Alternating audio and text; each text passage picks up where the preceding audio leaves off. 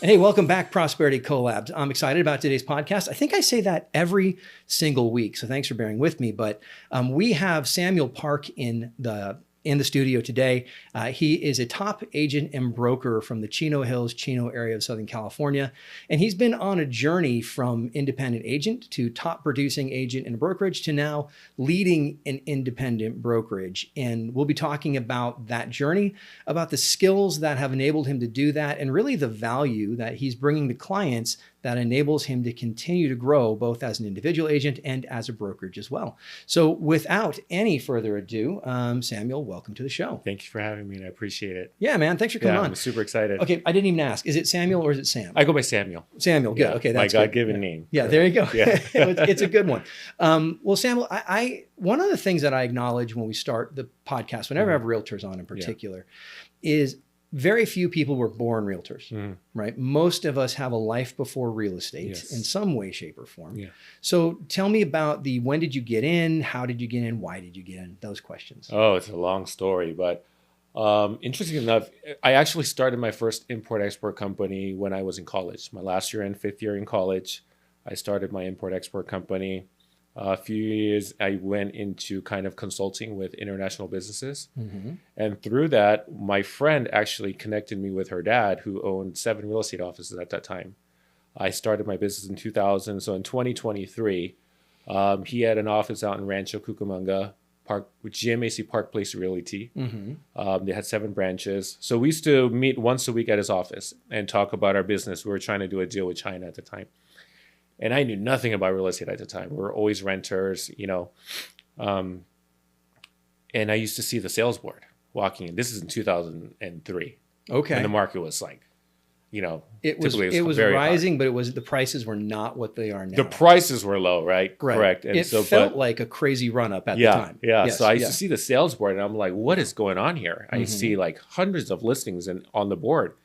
And I used to talk to the agents during my downtime and they were telling me they're telling me about the commissions and they're telling me all this stuff. I knew nothing about it. And so I started asking questions and they started talking about 103% financing at the time, with seller paid closing costs. So the banks were financing your down payment and then the sellers at the time were paying for your closing costs. Yeah. So we started talking and started asking all these questions. I started talking to my family and a few of my church members. And I was like, I think you guys can buy a house. And so we talked about it, we prayed about it, and they're all like, let's do it. So I said, give me 3 months. And I got my real estate license and I helped my family and my church make the move. We were actually in Orange County at the time. And we were all trying to migrate together, right, to try to keep that family together. And so we came across Chino Hills after a few months of searching. And that's where I started my real estate career. That's phenomenal. Yeah. So you were an entrepreneur. You Correct. were doing import export. Yes. What was the organization of that business like? Were you a solopreneur? Did you have a team underneath you doing Correct. import export? I had a few employees. I was a sole proprietor, but then I converted that into a corporation pretty early on, and then I was moving a lot of products from Asia into the U.S. Okay. Yeah. Very cool. So so you did that. So to get into real estate, then you had to give up a business, or did you sell it? I mean, what did you do? What was so after I helped my family, I realized it probably wasn't the right fit for me at the time. It was very, very difficult. And remember, back then there was no cell phones, right? There was no MLS, there was no computers. It was, doing desk time at the office, or, I knew nothing about the business at the time. Like I had no broker support. I used to work out of the Chino office and no one was there at the time. They used to make me do desk time, but it was never like, no one told me how to grow my real estate business. So I stopped really early on and I was like, this is not for me. And I went right back into my consulting business at the time. So I was actually out of the business as quickly as I was in it. Okay. And so I've been licensed since 2003, but I've been only practicing probably about 7 years. Yeah. And so about 7.5 years ago, my mom was praying. She was like, I feel like God is calling you back into real estate. So I said, man, if I'm going to do it, because I realized what happened back then. And I was like, and just knowing, the industry, I was like, if I'm going to do it, I'm probably going to want to go back as a broker. and control how my transactions go, and how I'm able to help people. Yeah. And so, because I felt like I wasn't getting any of that when I first started, and so I had someone sponsor me, and I took my broker's exam and got back into the business about 7 years ago. Okay. Yeah. Yeah. I just, you mentioned the way the industry used to run. Yeah. Right. I think, it's really good to have some insight into that. Like, I got in 2004. Okay. And I remember driving around with a Thomas guide on my lap, yes. right? And for you kids out there listening who are, millennials and younger, this was, you played Battleship to find out where you were going, right? You were like, I'm going to go to A6, and then you get there and then you have to flip to another page. Yeah. I mean, if you think you're distracted driving with a smartphone, you know nothing about the Thomas guide. But floor time, we don't realize how much the industry's changed. Yeah. That used to be the brokerage. The brokerage still owns the listing. Yes. But they owned it to the point that you didn't get to put your number on it. Yeah. They put their number on it. And then people would call into the office. Yeah. And, one of the ways you got your business started was sitting at that desk, hoping you'd pick up a winner. Correct. Floor time. And we've changed so much now that, really the agent's business for most brokerages is the agent's business. Exactly. Right. And the broker is there to support them. But it's been a tremendous shift in the way the industry runs. Yes, absolutely.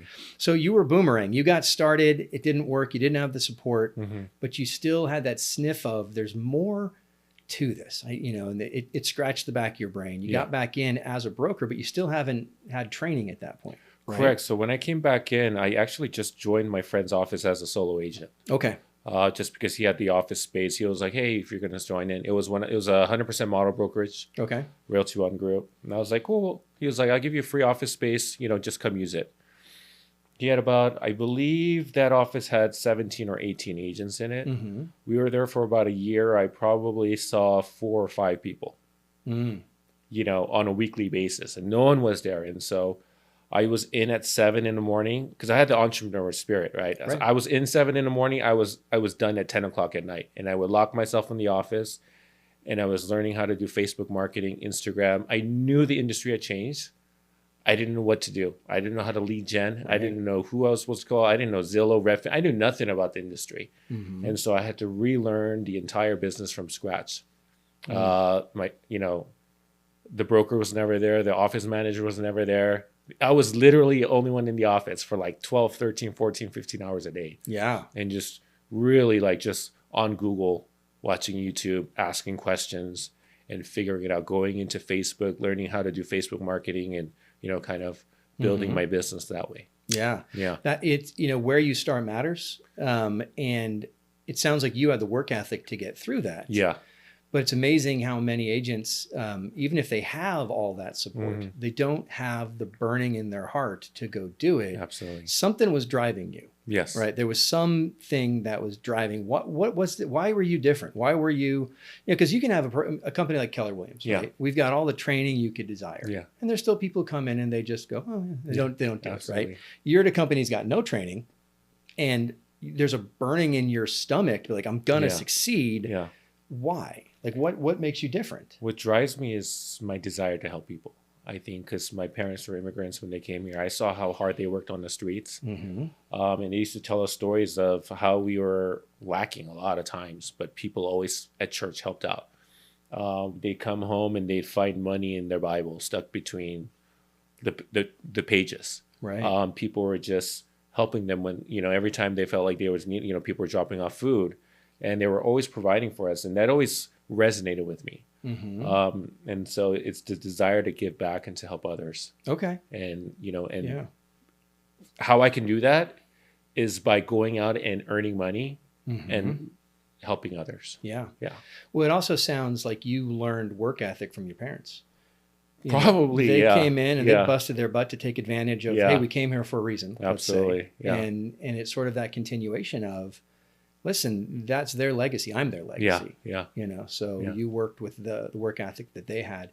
I love what you said. One of the things we say is money is good for the good that it can do. Yeah.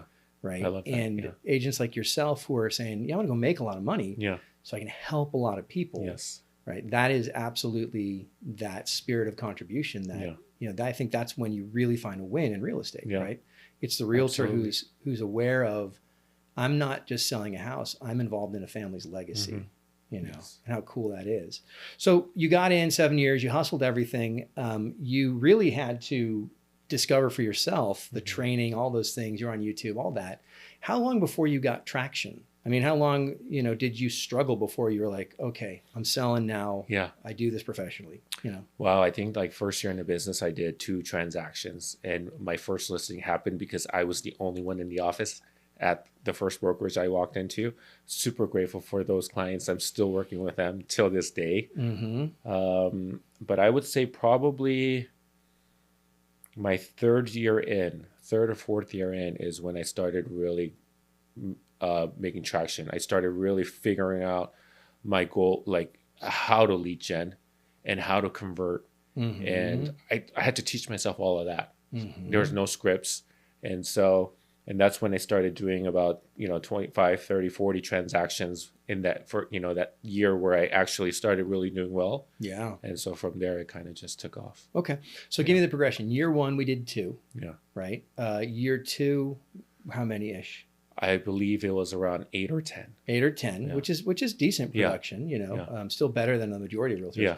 But year 3, it's lightning in a bottle. Probably 20. Probably 20 More units than year 20, 3. 24. Correct. So what was the difference maker? You said you had to learn how to do lead generation. What did you learn?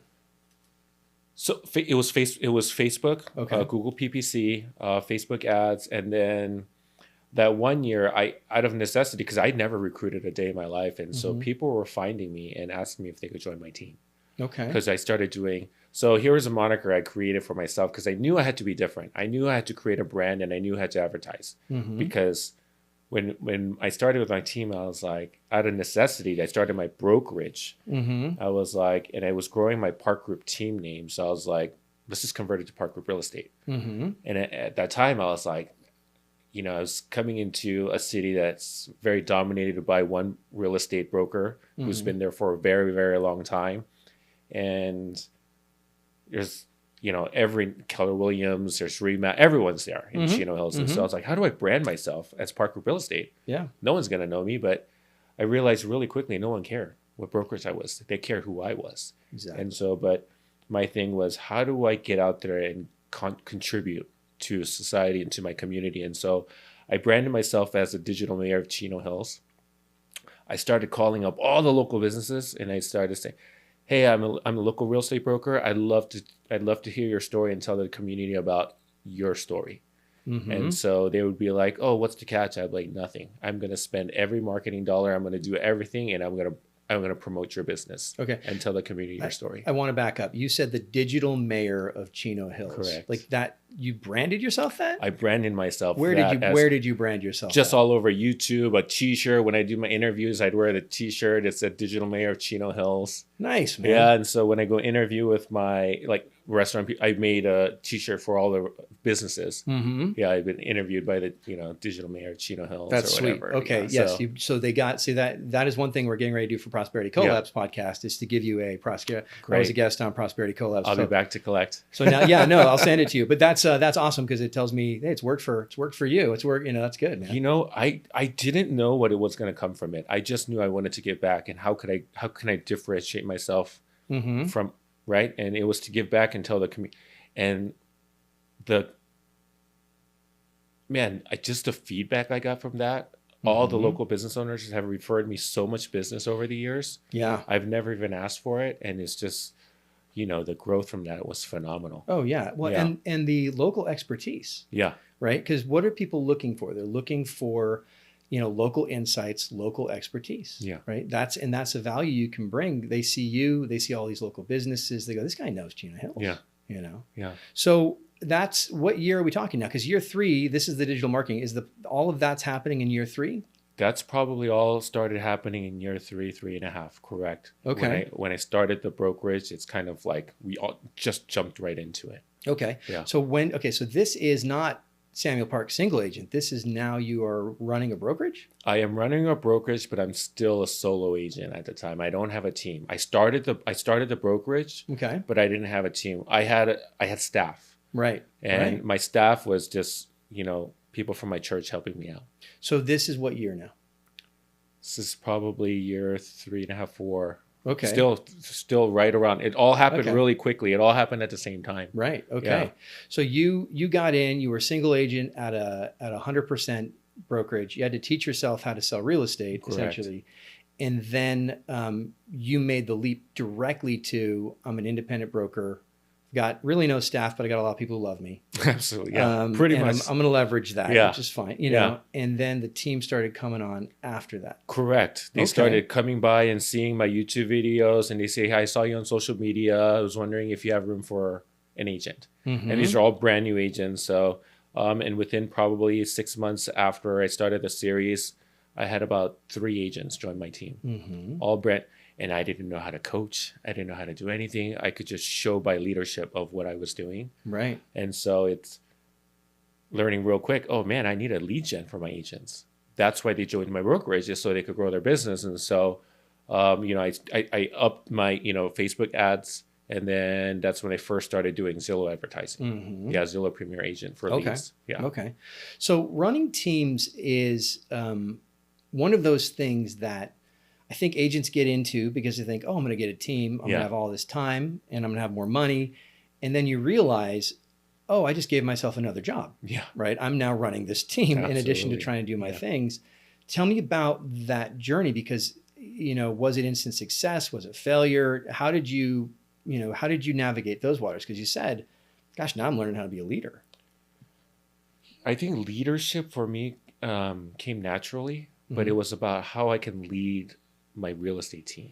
I never learned that because no one ever taught me that. Mhm. My business, I learned real quick how to, lead my team and lead the sales, but I've never learned.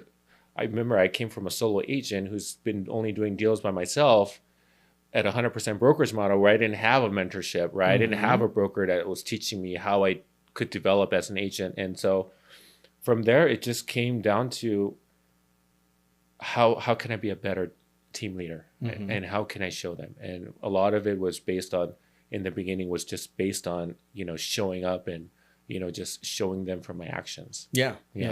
So it's sort of like the dust of the rabbi model. Just Yeah. follow me very closely, watch Yeah. what I do, Yeah. get that on you, Yeah. right? And then you'll become the teacher then. Yeah, pretty much. Actually, okay. I like that. Yeah. So that was the model. Did any resources, any authors, any books that were particularly impactful to you?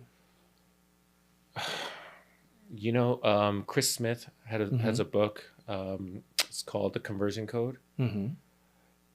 The entire are you familiar with Curator? No. Curator. So Jimmy Mackin. So as soon as I started my brokerage model, I had joined Curator. Mm-hmm. They're worldwide. I mean, they're huge in the marketing community for real estate agents. Mm-hmm.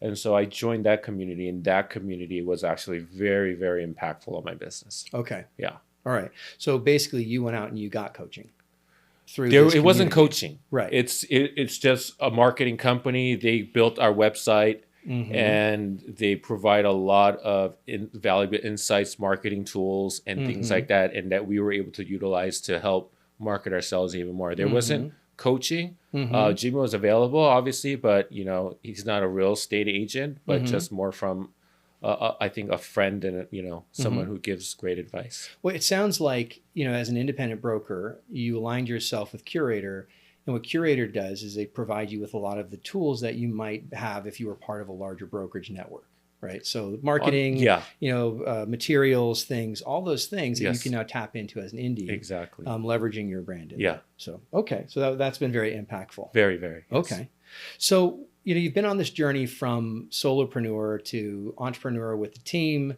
to individual agent to now broker running a brokerage. You said the brokerage kind of happened on accident. Yeah. Right.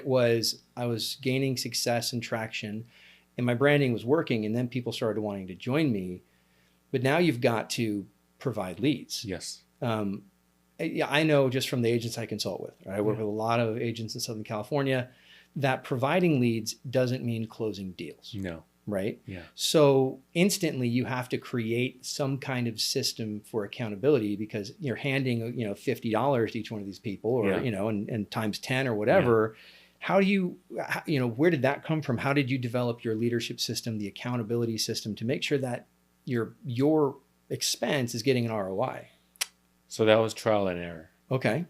So, I never had systems in place when we first started. It was just me and my assistant and a notepad. No CRM, no database, just everybody in a notepad. And it's one by one every day we're making calls. We're making calls and adding to the notebook. And so as we started developing the team, it's like, okay, we need to get a CRM. And so, Curator helped with that. Originally, when we first signed up, I believe it was Follow Up Boss. And now it's Lofty, it's called now. So, but I wasn't tracking numbers. I wasn't tracking the macros, and I wasn't tracking conversion rates. And I was seeing other brokerages and their Excel sheets, and they would share within the community, like their spreadsheets. And I was like, man, that's intense. I'm like, I don't have the time and energy for that. And I realized that's where I failed. Because for 2 years, so when my team got really, really big, we were up to like 16 agents a few years ago and up till last year. And most of my agents found me on social media, on Instagram, and they found me from all the stories and the coaching and the one-on-ones that I provide all my agents. My average age of my real estate agent out of the entire 16, 18 of them was like 24. Very, very young. Yeah. All brand newly licensed. No one had been in the industry for more than like 6 months by the time they joined my team. And so I just provided leads. I just provided leads, and I provided coaching on, some of the calls that they were doing. We listened to them and try to coach them through that, but we didn't track the numbers. Right.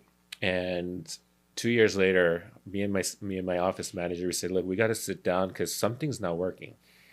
And I realized in 2 years, I had lost about $500,000 on lead conversion for my agents, and the fact that they weren't converting, because every time an agent would leave the team, and there are hundreds and thousands of leads would move over to all the other agents, and they would split them up and make calls.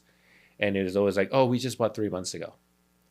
And there'd be like dozens and dozens of these every time these agents were leaving the business. And so I realized the conversion was really, really bad. And so at that point, we made a decision. We're going to stop lead genning, and we're going to try to convert our database, and we're going to work on our conversion, and we're going to work on our conversations. So we made a conscious effort to double down on helping my agents grow on the conversion side. I see this. It's not an uncommon story. Right? Because we want to grow, we want to provide, we want to give people opportunity. And there's a mindset that says, everybody's going to hustle like I hustle. And then you get people in and you realize, oh no, I'm a unicorn. And they've done studies on the number of direct reports you can have and lead effectively. And I think it's like 4 to 7, right?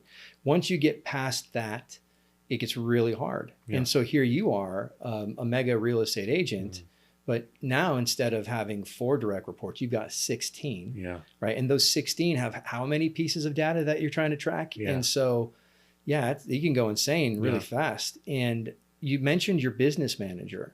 So where are you guys now in your team structure? Is it you and your agents? Is it you, the business manager agents? Do you have like a chief of staff? Like how do you structure that? No, so it's just me, my office manager, so we had a marketing director. She actually at the beginning of the year went full-time real estate agent on my team. So we lost my marketing director. So now it's just me and my office manager handling all the day-to-days. The follow-ups, and then kind of, just managing. So we scaled back very, very heavily. At the end of last year, I sat down with all my agents. I kind of reiterated our expectations. And most of them decided they didn't want to be a part of the restructuring. No one wants to be at the office full time. And so I kind of made that. I never forced my agents to come out. But it's kind of an unspoken kind of like, if you want my coaching and you want me, you need to show up, because that's what how we work, and so that's kind of, we still don't have a chief of staff. I don't think we're there yet. I hope to be there soon. But I think we're at a definitely a better spot than we were a few years ago. Oh yeah, absolutely.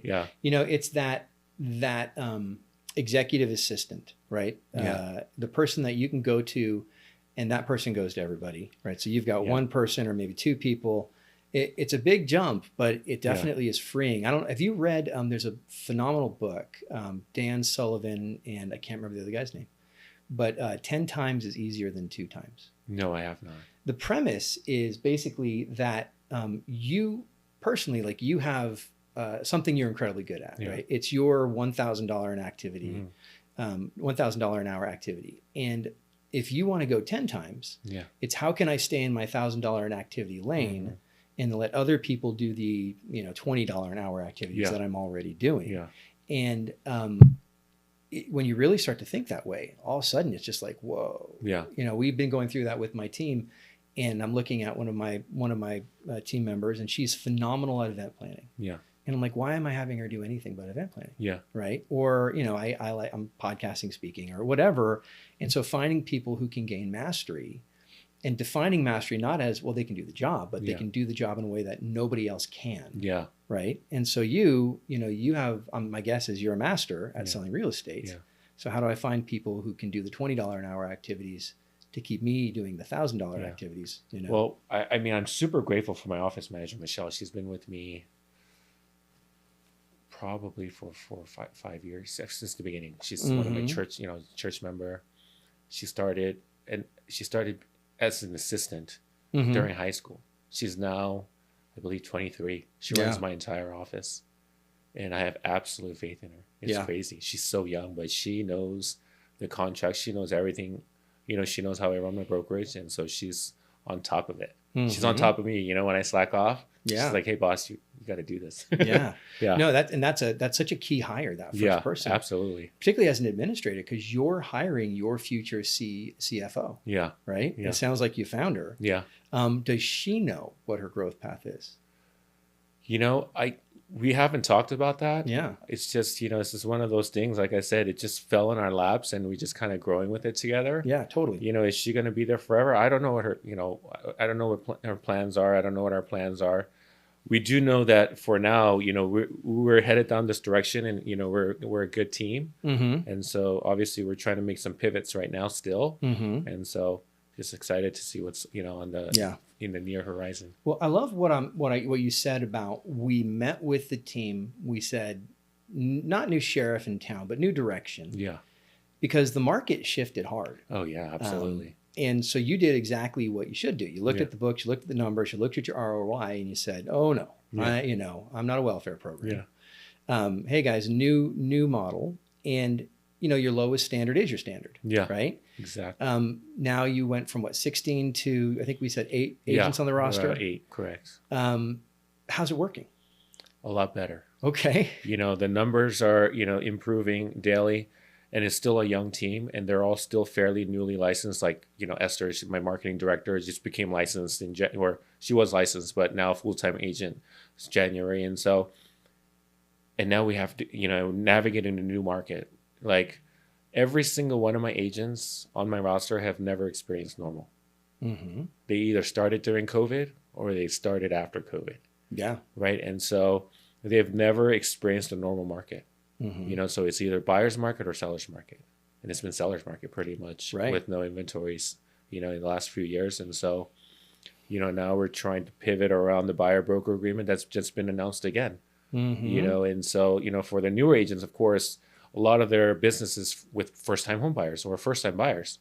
And so now they're going to have to try to navigate this. And so now it's another set of coaching and, trying to pivot around that and stuff like that. So, okay. So you just brought up buyer representation. Yes. And it is such a hot topic in the industry right now. Yes.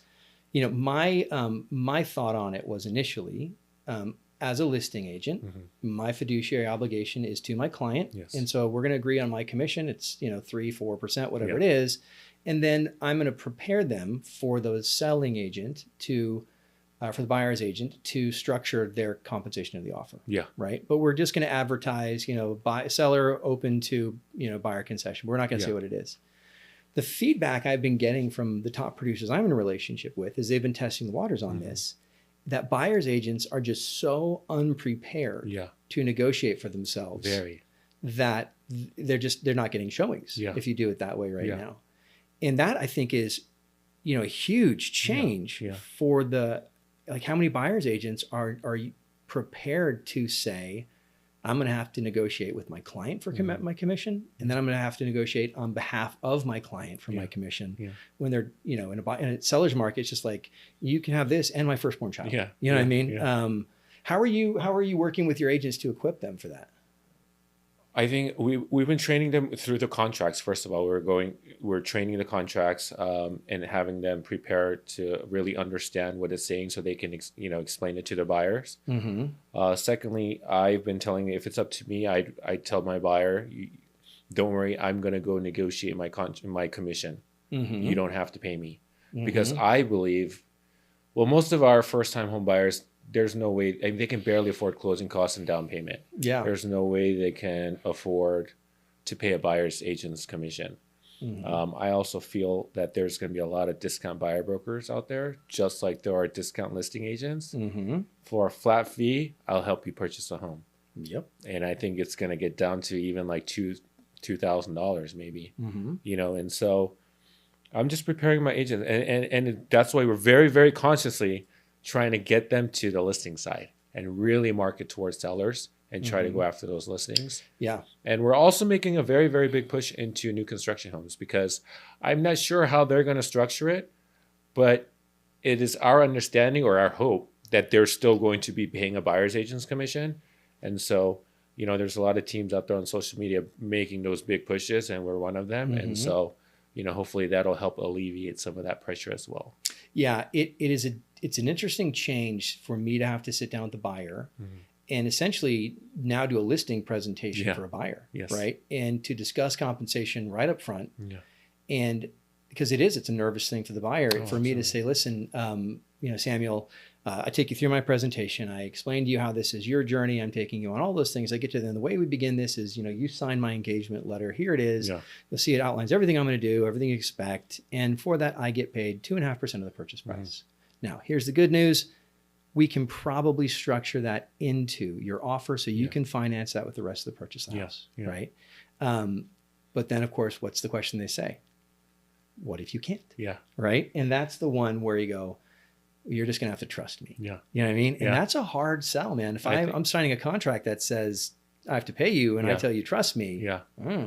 Especially if you're trying to get them locked in for a certain amount of time. Mm-hmm. And so when I first got into the business again, and someone told me, hey, my friend told me, you got to get the buyer broker agreement signed. No one told me how to structure it. So when I read the contract, I was like, it's like, okay, I understand. I need to protect myself. So I used to put in the entire state of California, like for the city and state of where, right? So I'd be like, okay, if my buyer's going to leave me and I'm going to lock them in for a year, and I would put it for the entire, I wouldn't just do it for a city or a county. I would do it for the entire state. Yeah. And I'd protect myself. Right. And no one told me if that was right or wrong. Yeah. It was just, that's the way I saw the legal contract, and, my buyers would sign off on it. Right. My clients would sign off on it. And so, it's just revisiting those conversations, because up till now, so my agents used to bring up the factor like, hey, what do you think about the buyer broker agreement? And I said, if I can't earn my buyer's trust and I got to get them to sign a piece of paper, I'm not doing my job.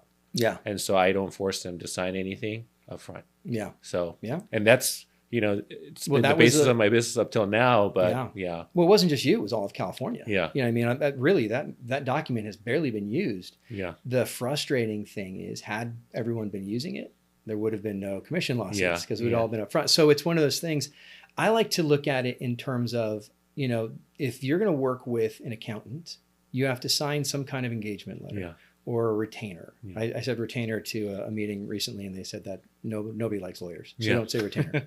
But engagement letter, some authorization letter, whatever it is, and that's your buyer representation agreement. Yeah. And if you don't think your value is as great as an accountant, a financial planner, or a lawyer, then really, why are you getting paid? Yeah. Right? You are their real estate advisor. So it only makes sense. And they're used to that in every other area of their financial life. Yeah. Right. So I mean, it's new. It's definitely new.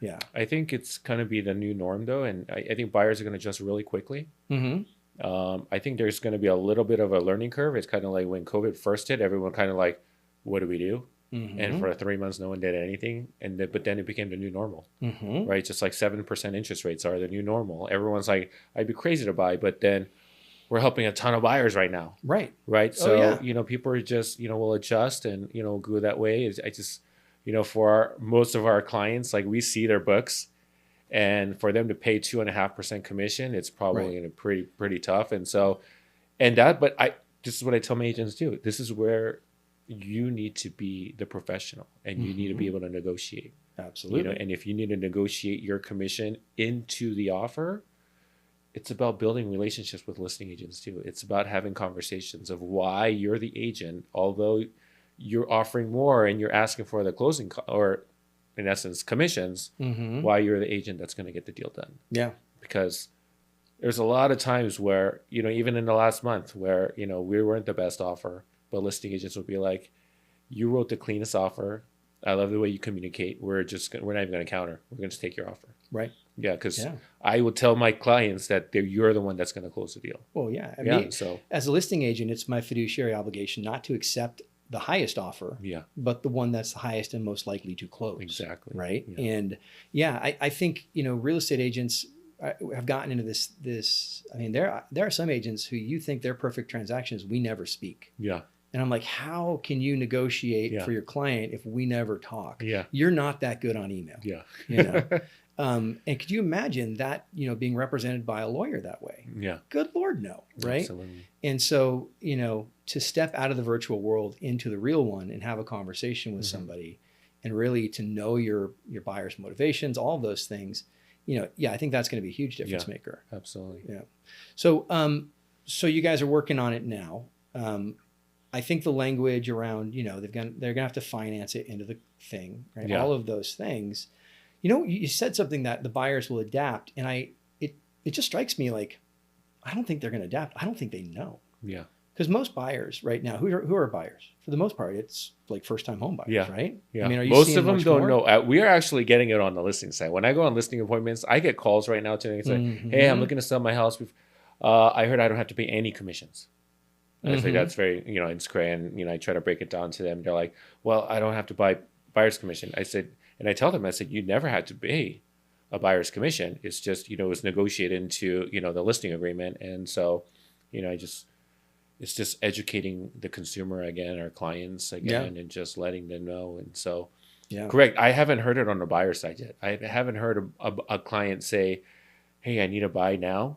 Before the August deadline, where I'm going to be stuck with this commission. Right. And so we're trying to educate through social media and trying to push them. It's like, hey, if you're looking to buy in the next 2 or 3 months, here's why you should try to buy now if you can. And it's so that you wouldn't be, liable for that buyer's commission. It's interesting. So I primarily focus on consulting. I don't really practice a lot of real estate now, but I work with a select few clients every year, just friends and family. Yeah. I just took a listing.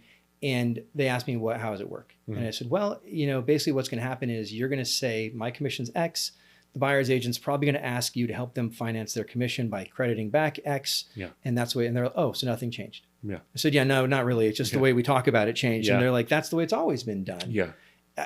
As real estate agents, we can make this hair on fire, the world's going to end. Or we can just be like, no, it's just kind of life goes on. That's kind of how we are at the office. It's like, it's like, hey, this is news. We're going to adapt. We're just going to move on. Let's get through it. Like we don't talk about it except for to educate ourselves and to have those conversations with our clients. But we don't talk about it like the world's falling down. And, the market's crashing or anything like that. And so, Yeah, I think the way we pre-program has a lot of power. Yeah. Right. And so we just have to, as an industry, just take a deep breath. Yes. Remember, people buy and sell a home like every 7 to 9 years. Yeah. And they don't, the process is new to them every time. Yeah. So I agree. Well, hey, Samuel, you've been on this journey from single agent, broker, now team. You kind of been finding your way through it. What's next? I mean, what's the next step? What are you looking to do with your brokerage, with your team? Yeah, so I'm excited you asked me that, actually. So everyone knows I'm trying to make a pivot, or not trying, but I want to make a pivot into development. And so we want to develop housing. I've been looking into the LIHTC programs, low-income housing programs, things like that. And so what actually fueled that desire again, because I've always wanted to build, is a developer found me on Google and said, hey, I'm about to develop these 100 townhomes. And so we met, and we eventually, after a few months of going back and forth, I got the sales office contract. So we're in essence going to be his sales office for this 100-unit townhomes we're building in Pomona. And so I'm walking through that entire process with them right now, getting all the entitlements done through the city with the zoning changes and all this stuff. And we're at the final moments. We should start breaking ground on it in the next few months. But that's always been my passion, is to build. Okay. And so to help people, I feel like, it's if I can build, I don't need to go out and sell. Right. The people are just going to come to me. And in essence, my agents will be the sales office. Yeah. And so I always tell me, it's one thing is you can continue to grow, as an agent, but you're always capped because there's just so much you can do until you build a team, and then you build a team out, and then you do that. And for me, I want to help as many people as possible. And so that's why I want to make a lot of money. I know there's a lot of people out there that want to make a lot of money because they want to go on vacation. They want to provide for all that's great. Yes, I want to provide for my family as well, but it is my desire, and I believe my calling in life, to help others financially. And so that's my big push next, is to start developing smaller, units for now, and then hopefully start getting into the bigger developments hopefully in the near future. So who's mentoring you through that process right now? Myself. Okay. I am it's just one of those things. I've always been self-driven. Right. Sure. I've never had a coach. I guess if I have to say, if I had a coach in my life, it was my parents. And that was just them teaching me how to be a good person and how to live by faith. Other than that, I've never hired a coach that had to tell me what to do, that, helped me grow my business. A lot of it's probably been books. Right. I used to read a ton of books. I can't remember any of them, but I've read thousands and thousands of books. And so, because they were written by smart people. And so books have always helped, but I think it's just my desire and passion to learn. Like, if you tell me to go and build this, I will go figure it out. Right. And I would just, to me, I wouldn't be like, oh man, I wouldn't stress about it. I'd be like, all right, I'll go do it. Yeah. Yeah. And so that's kind of like my whole thought process and mentality. Okay. Yeah. Well, it's interesting because you mentioned you're working with a new home builder. Yeah. Right. And it's a 100-unit project. Correct. You've obviously went through the negotiation, the relationship building with that person to land that contract, to get to it. Have you sat down and talked to that guy to say, hey, I'm really curious about what you would do. Would you be interested? Or, I'm kind of riding along and I'm observing. So this is the crazy. So this is his first development too. Okay. So my developer actually came across this plot of land a few years ago, bought it for X amount of dollars. I'll just tell you, he bought it for $650,000 through a city-state sale. And one day the zoning changed it. There had no zoning on it. And one day the zoning changed it and decided he's going to start the entitlement process. And so he started talking to a couple of the local developers out there. And he has 2 offers on hand, so that when he gets his entitlements, he has offers. I've seen the contracts, and they're for $9 million and $11 million that his land would be worth once he gets his entitlements. Right. And so he decided, we sat down actually, and we broke down the numbers. We got the cost of building versus the land and all that. And he'd make, triple the amount if he went and developed the project himself. And so we are actually walking through everything together. Okay. Yeah. So we just went in Vegas a few months ago to the International Builders Show. We set up some meetings, with the banks, the lenders, and we're constantly talking to all the wholesalers, the flooring, just everything, all the contractors. And we're, constantly talking together about, different floor plans and, all this stuff. And so. Nice. Yeah. So, the fastest way to learn how to do something is find someone who did it and copy them. Yeah. Right. And so it sounds like you're on the journey with this guy, which is great. And, the national builders, the connections, it's, I'm looking at it going, man, you are on a tremendous wealth journey right now. You've kind of transitioned from one to the other while keeping the other one. And then it's, okay, how do I take the shortcut so I don't end up back at the zero cost brokerage for 2 years trying to figure it out until I can put it together. Absolutely. And it's, how do I find a mentor, someone who's 2 or 3 steps ahead of me? Which this guy, I imagine there's people like that who are in the world that got your partner thinking about that, right? Yeah. So yeah, man, to find that information is great. Yeah. So that's really cool. And Yeah. and you know, California in particular, we have such a housing shortage. Yes. When 2008 and the crash happened, what people don't realize is they just stopped building. Yeah. You know, and I had Paul Herrera on here. He's governmental affairs for like Okay. 5 real estate associations. We were talking about it. He said, yeah, the best way to go get single family housing is start building 10 years ago. Yeah. You know, other than that, it's going to be multifamily in California because it's the most affordable to build, and the government's incentivizing. There's a lot of reasons why. So what's the timeline of the project when you looked to have it up? For the 100 units? Yes. I believe the time frame is to start breaking ground in about 2-3 months. Okay. Yeah. Nice. So we're that'll pretty move quick. excited. Yeah.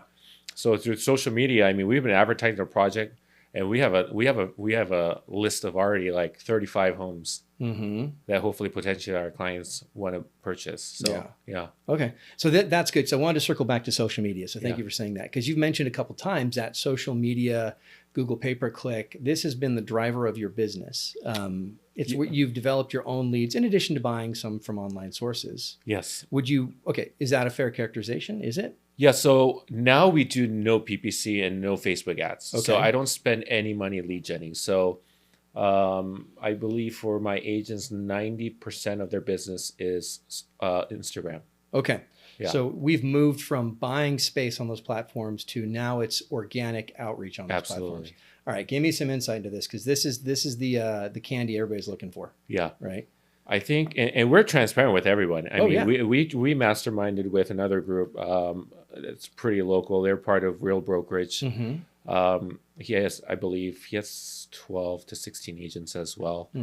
And they're all, I mean, they're IG driven. And I believe 90% of their business is Instagram. And they did last year, in a down year, they did as a team 34 units, I believe.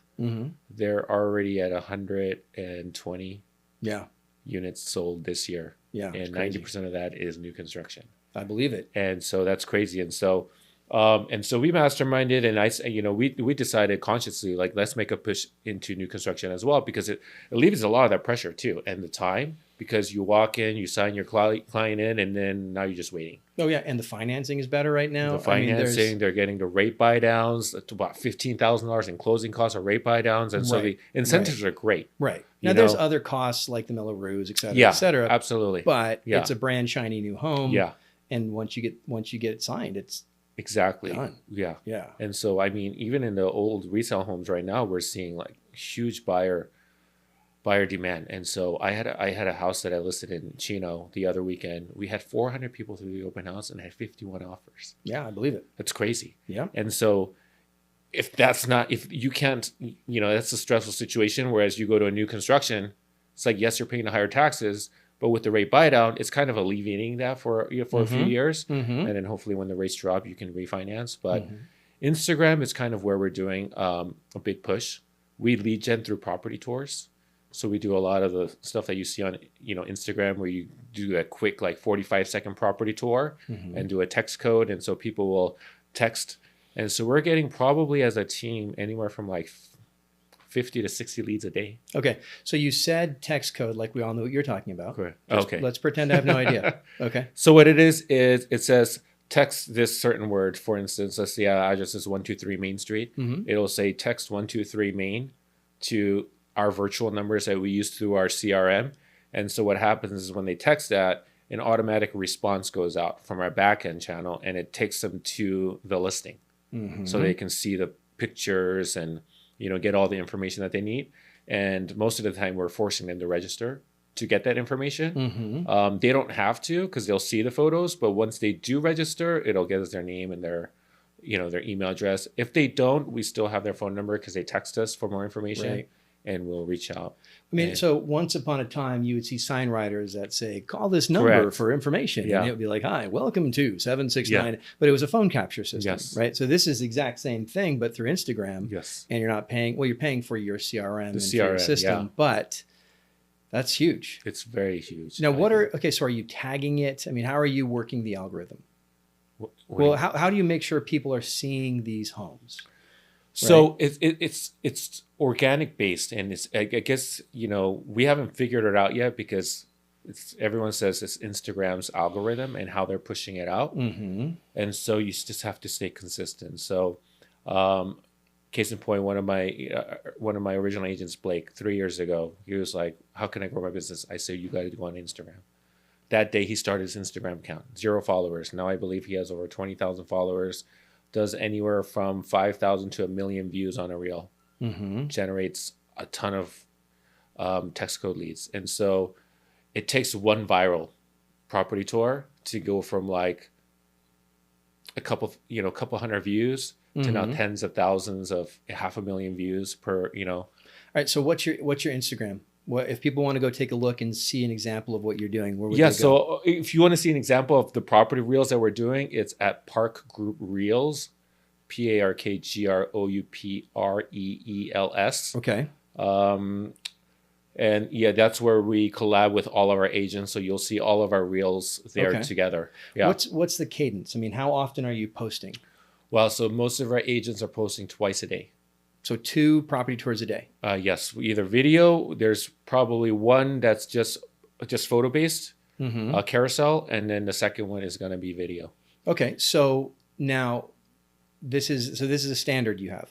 It's not a standard that I have. It's a standard that we created, and it's a great model. And it's like, if you want to grow your business, just follow the model. Okay. And so then do they then go out and preview 2 properties a day, or do they preview 1 property, take some photos, and then shoot a video and then put that up? Or? Correct. So they'll go out and they'll spend a few hours once a week, and they'll shoot like 5 or 6 or 8 properties. And so they'll spend like 3 to 5 hours. Okay. And so, yeah, I mean, like one of my agents, Blake, I mean, he posted 1 property in Lake Elsinore. I think it was like $2.5 million. Got a cash buyer. Nice. Yeah. Yeah. I mean, it works. The model works. So are you looking at specifically homes that are Instagram worthy, or do you like? Correct. So there's like 2 things to, people mostly want to post to pretty houses because that's the things people are attracted to. And so there's a lot of different, I know there's a lady out in like the high desert. She does mostly lots. It's like, check out this 5-acre lot, check out this 2-acre lot. And so everyone has a different, system, I guess they use. Yeah. We lead gen off of the property tours, but now we're making a conscious effort to do a lot more one-on-ones. So when we say one-on-one, it's like me on the camera, right, and talking about the property or breaking down numbers, sharing stories, doing polls in our stories, because so we're getting a ton of engagement in our stories. This is people, short attention span. They want to go very, very quickly through our stories, right? Yeah. And the posts just show like, our social proof that we're doing a ton of real estate, and in our stories, we're getting a lot of engagement. Okay. Yeah. And I've heard this strategy before where you're going to do sort of your business on the posts, but your personality on the stories. Yes. Right. Yeah. And people don't want to work with a computer. No. They want to work with a person. Absolutely. Right? Which is why I think the on the ground in the neighborhood realtor is always going to have the advantage over the massive tech company. Yeah. Because you have the local insights, the local expertise, you've got the personality, you can get me. Yeah. Right. You know what I mean? Yeah. Whereas the nameless, faceless, tech company doesn't necessarily do that. Yeah. I love this model, this two a day. We're going to go spend 1 day just on content capture. Yeah. Right. Then we're going to post the reels throughout the week. Yeah. And then you're doing the stories daily, where they're maybe like day in the life of the realtor or the buying process or whatever, or just silly stuff. Yeah. And that's where you're really focused. But that's where you're looking for so the stories is where you're looking for the consumer to comment back and engage? Correct. So let me give you a real life story that just happened about a week and a half ago. So I just closed on a listing for my client in San Clemente. We were listed at 1.8. I had 1 offer at 1.8. I negotiated with that agent and got them up to 1.895. I had 1 offer. So I told my agents, I said, turn this into a story. So my agent, Blake, the one that had 20,000 followers, he jumps right on it. And when I ask him to do something, he does it. So he creates the story behind it.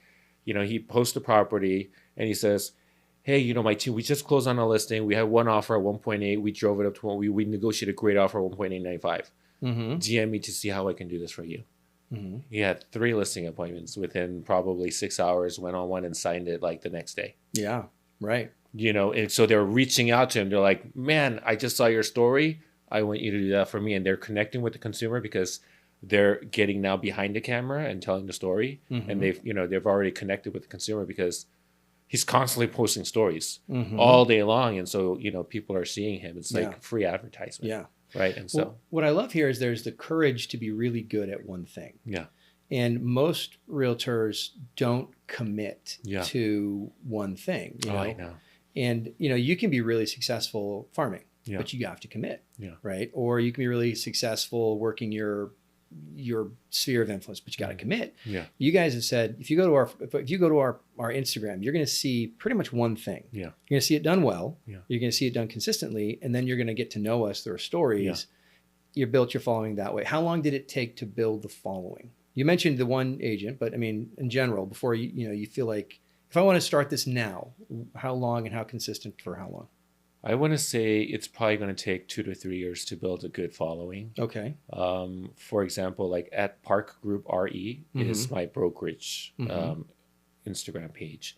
There, we were very, very conscious of, because I'm not into vanity numbers. Like everybody's like, get on TikTok, get 500 million views. I was like, I don't need people in Florida to like my posts. And so I was like, we're not going to do TikTok, and we're not going to appeal to the masses. We're going to appeal to local. I want to appeal to local homeowners and buyers and sellers. I don't even want to attract other agents at this point because I was never looking to recruit. And so I was very purposeful. And so that Instagram page, still to this day, I believe now, because now we're trying to, leverage it a little bit more. I want to say now maybe like 1,500 followers. But we started that one probably in like 5-6 years ago, like a while ago, maybe 5 years ago.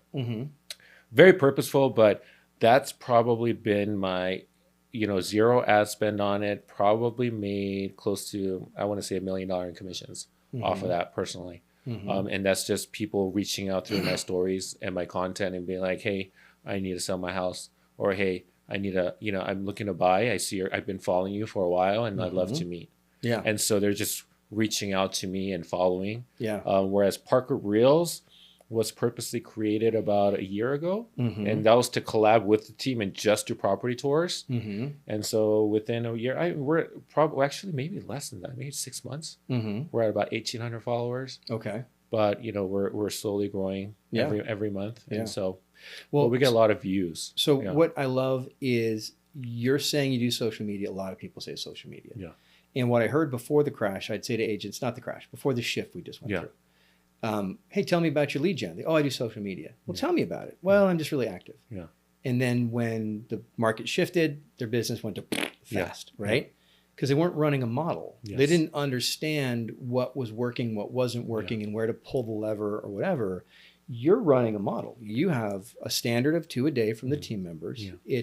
We do this and we do it.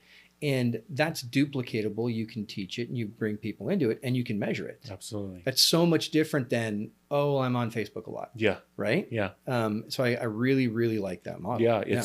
It's the hardest part is getting, because some of my agents still aren't doing it, is doing the one-on-one videos. And I understand it, but it's like because you got to break out of that fear of thinking, what do I look like? What do I sound like? And what are people going to think about me? And people don't care when you're providing content. Right. And you're telling them information and giving them information that they don't have to go get anywhere else. And they appreciate that. And totally. I mean, go watch Dude Perfect's first video. Yeah. It's atrocious. Is it? Oh, it's horrible. But it connected in some way. Yeah. With social media, with video, with all these things, podcasting, start. Yeah. Quality will follow. Yeah. Right. But start, because that's how you're going to learn. And the longer it takes for you to start, the longer it's going to take for you to gain mastery. Absolutely. So it's the 10,000 hour rule over and over again. Right. So just start. Imperfect something is always better than perfect nothing. Yeah. Right. Yeah. And get started. So, well, hey, Samuel, we're at 59 minutes. Okay. I'm looking at my thing, dude. I appreciate the time. Great time. No, it was awesome, man. I love hearing about your journey, and that last section on what you're doing in social media was gold. Yeah. So if you didn't listen to the whole podcast, you're not listening to this, but you missed out. We'll make sure we timestamp everything in YouTube so you can see that. And any final words, sir, before we sign off? No, it's been a pleasure. I'm excited to share my journey with everyone. And, if anyone has any questions, I'm an open book. Mhm. I'm here to help, to share, and to grow with everyone. Right. Yeah. I don't have all the answers, but I'm the one guy that's going to go figure it out and get the answer. Yeah. And so I just, it's, thank you for, taking the time to do this. And I'm excited because, we're trying to duplicate this too. Well, good deal, man. Well, hey, that's why we call it Prosperity Collabs, Absolutely. right? Because we are better when we work together, and success is not a solo, It's not. a solo endeavor. Absolutely So, not. good deal, man. I All right. appreciate it. Well, we'll do it again soon. Thank you. All right. Thank you. Bye. Bye-bye.